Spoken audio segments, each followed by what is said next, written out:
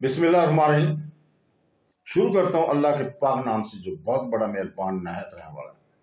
दोस्तों, बहनों, भाइयों, बुजुर्गों, तारीख इस्लाम की 293 नंबर 293 किस्त नंबर में आपको खुशामदीद कहते हैं। और इसमें आप बयान करेंगे यूसुफ बिन अब्दुर्रहमान साबिक अमीर अंदलस का कत्ल, उसको बयान करेंगे। तो दोस्तों, बहनों, भाइयों, बुजुर्गों, तफसील इस अजमाल की यह है कि यूसुफ बिन अब्दुर्रहमान साबिक अमीर अंदलस को लोगों ने मारा। वो कुर्तबा से छुप कर भाग निकला, मगर इसके दोनों बेटे अबू जैद अब्दुर्रहमान और अबुल सऊद कुर्तबा से ना निकल सके, वो कुर्तबा ही में रह गए। जमील बिन हातम यूसुफ बिन अब्दुर्रहमान फैरी का वजीर भी कुर्तबा से ना निकल सका। ये तीनों नजरबंद और कैद कर लिए गए थे। यूसुफ फैरी कुर्तबा से भागकर ततिलिया पहुंचा। करारदाद के मुआफिक हर तरफ से लोग आकर इनके गिर्द जमा होने शुरू हो गए और बहुत जल्द 20,000 आदमियों का लश्कर इसके झंडे के नीचे ततिला में मुरतब हो गया। यूसुफ बिन अब्दुर्रहमान इस लश्कर को लेकर अशबिलिया पर हमला आवर हुआ और अब्दुल मलक बिन अम्र का मुआसरा कर लिया। अब्दुल मलक मुदाफत पर आमादा हो गया। यूसुफ ने अशबिलिया की फतह में ज्यादा वक्त सर्व करना मुनासिब ना समझ का मुआसरा उठा लिया और कुर्तबा की जानब रवाना हो गया। इधर अब्दुल मलक का बेटा उमर अपने बाप के मसूद होने की खबर सुनकर अशबिलिया की जानब रवाना हो गया था। दोनों बाप बेटों ने मिलकर यूसुफ बिन अब्दुर्रहमान की फौज का तवक्कुफ किया। इधर अमीर अब्दुर्रहमान को जब ये मालूम हुआ कि यूसुफ 20,000 फौज लिए हुए कुर्तबा की जानब आ रहा है, तो वो कुर्तबा से निकल खुद यूसुफ की तरफ बढ़ा। रास्ते में कोई मुकाबला हुआ। सामने से अब्दुर्रहमान ने हमला किया, पीछे से अब्दुल मलक और उमर आ गए। यूसुफ की फौज के बहुत से आदमी मारे गए और यूसुफ शिकस्त खाकर बेसरो समानी के साथ ततिलिया की जानब भाग निकला। ततिलिया की करीब पहुंचा था कि इसकी फौज की यमनी लोगों ने आपस में मशवरा किया कि अगर यूसुफ को हम कत्ल कर दें और इसका सर अमीर अब्दुर्रहमान के पास ले जाएं, तो वो इस खिदमत के सिले में हमसे खुश जरूर हो जाएगा और हमारी इस खता को कि हमने बगावत में शिरकत की है माफ कर देगा। चुनांचे यमनियों ने यूसुफ को ततिलिया में दाखिल होने से पहले ही कत्ल कर दिया और इसका सर लेकर अब्दुर्रहमान की खिदमत में पहुंच गया। यूसुफ फैरी बड़ा बहादुर और नामवर सिपहसालार था और वो अंदलस का अमीर रह चुका था। इसमें सखावत और मरब्बत का मादा बहुत था, मगर लोगों के धोखा देने से धोखा खा जाता था। इस मर्तबा भी यूसुफ ने फरेब खाया और लोगों की बातों में आकर इस तरह अपनी जान को गंवाया। इस तलख तजर्बे के बाद अमीर अब्दुर्रहमान के लिए जायज हो गया था कि वो जमील बिन हातम और यूसुफ के बेटों को कत्ल कर दे। चुनांचे इब्ने हातम और अबू जैद बिन यूसुफ तो कत्ल किए गए, मगर अबुल सऊद को बवजह इसके कि इसकी उम्र थोड़ी थी, कुर्तबा के मुतसल एक पहाड़ी किले में नजरबंद कर दिया गया था। फितना यूसुफ के फरो हो जाने के बाद बागियों और सरकोशों की हिम्मतें पस्ता हो गई और बज़ाहिर अमीर अब्दुर्रहमान का तसल्लुत पूरे तौर पर कायम हो गया। अमीर अब्दुर्रहमान ने फैरी खानदान की सरकोशियों की लाशों को, जो इस बगावत में मकतूल हुए थे, लोगों को इबरत दिलाने के लिए कुर्तबा में के बाहर स्लीप पर लटकवा दिया था। बज़ाहिर लोगों पर हैबत तारी हुई, लेकिन अंदर ही अंदर फैरियों की हमदर्दियों के जज्बा भी तरक्की करता रहा। अबुल असूद बिन यूसुफ फैरी, जो कुर्तबा के बहर एक किला में कैद था, इसने एक मरतब अरसा के बाद अपने आप को नाबीना जाहिर किया और कहा कि मेरी बिसारत जाती रही है। मुआवजों ने इसको अंधा समझकर नगरानी में बेहतियाती बरतनी शुरू कर दी थी। वो सुबह को किला से बाहर नदी के किनारे पेशाब पकाने के लिए लाठी टेकता हुआ चला जाता और वहां से फारूक होकर कहता कि खुदा का बंदा अंधे को रास्ता बता दे और किला तक पहुंचा दे। इसी तरह इस तरफ बहुत फौज के सिपाही भी हवाज जरूरिया से फारूक होने के लिए जाया करते थे। इनमें से कोई शख्स इस मसनूई अंधे का हाथ पकड़कर किला के दरवाजे तक पहुंचा दिया करता था। इस तर्ज अमल का नतीजा ये हुआ कि इसकी निगरानी करने वाले बिल्कुल बेफिक्र और मुतमिन हो गए। ये कहीं भागकर नहीं जा सकता। अबुल सऊद के पास इसका एक गुलाम नदी के किनारे आने लगा। इसकी मार्फत अबुल सऊद ने अपने हमदर्दों को सलाम और प्याम भेजने की शुरू कर दिया और एक रोज घोड़ों की डाक बैठाकर सन 164 हिजरी में इस कैद से आजाद होकर निकल भागा। اس کا ذکر ہم انشاءاللہ تعالی آگے کسی قسط میں کریں گے۔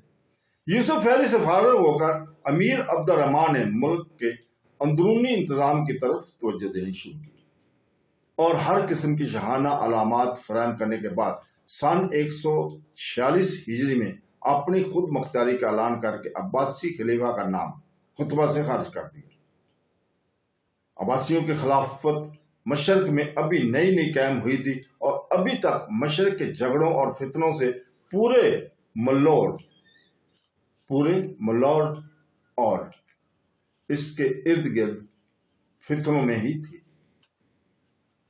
اس لیے عبد الرحمن کے اندلس پر قابض اور متصرف ہونے کا حال سن کر وہ رنجیدہ تو ضرور ہوئے، لیکن اس قدر دور دراز علاقہ میں وہ کوئی مہم نہیں بھیج سکتے تھے، اور یہ سمجھ کر عبد الرحمن کا اندلس سے بے دخل کرنا آسان کام نہیں ہے۔ اسی کو غنیمت سمجھتے رہے کہ ہمارے نام کا خطبہ وہاں پڑھا جاتا ہے۔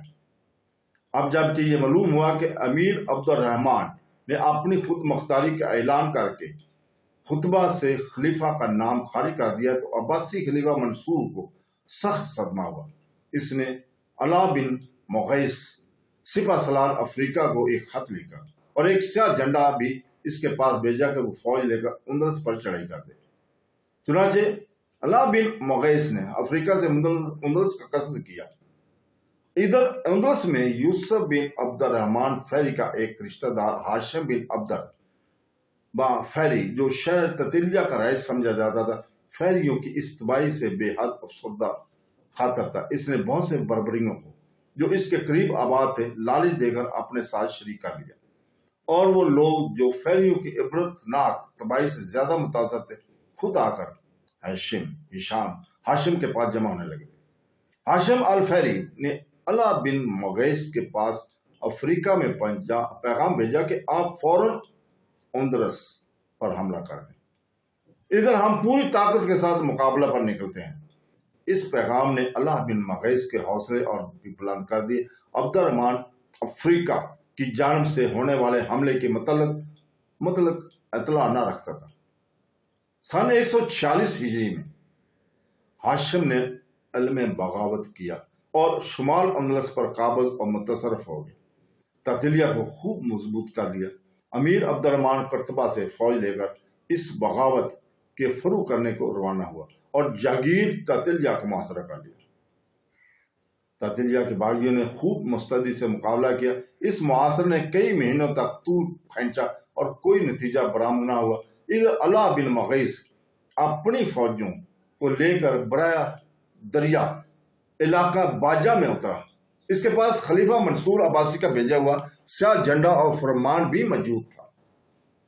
رعایا اندلس علماء بن مغیث کو خلیفۃ المسلمین کا قائم مقام سمجھ کر اس کے جھنڈے کے نیچے جمع ہونے اور عبد الرحمن کو باغی سمجھنے لگے۔ امیر عبد الرحمن نے جب یہ خبر سنی تو سخت پریشان ہوا۔ یہ نہایت ہی نازک موقع تھا، کیونکہ شمالی اندلس کے باغی ابھی تک قابو میں نہ آئے تھے کہ جنوبی اندلس میں بھی ایک ایسا طاقتور دشمن داخل ہو گیا تھا اور رعایا اس کی طرف متوجہ بھی ہونے لگی تھی۔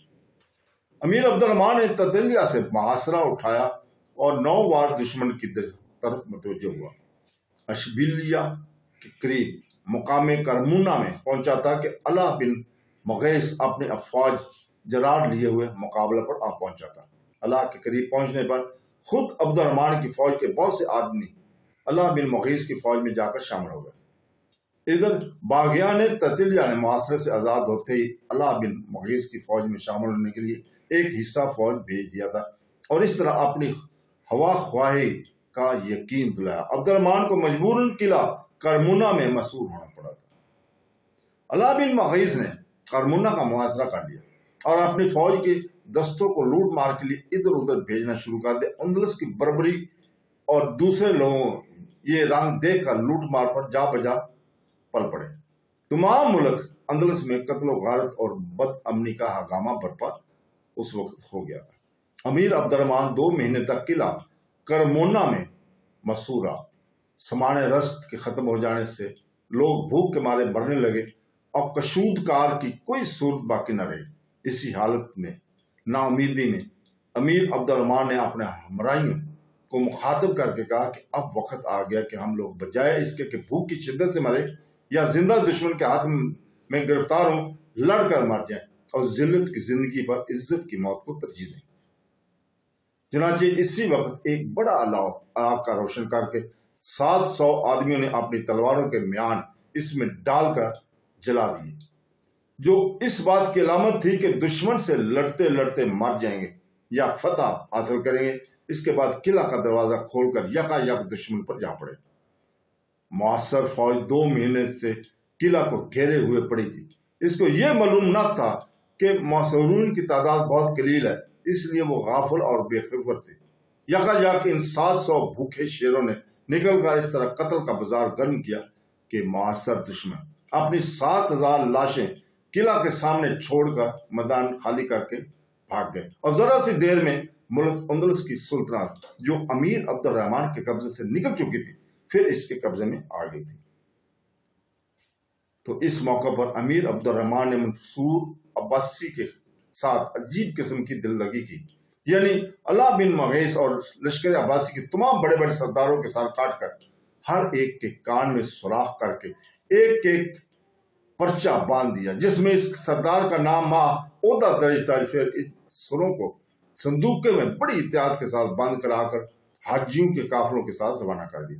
اس طرح یہ صندوق مکہ معظمہ پہنچے اور وہاں سے ایک حجازی نے ان کو خلیفہ منصور کی خدمت میں پیش کر دی۔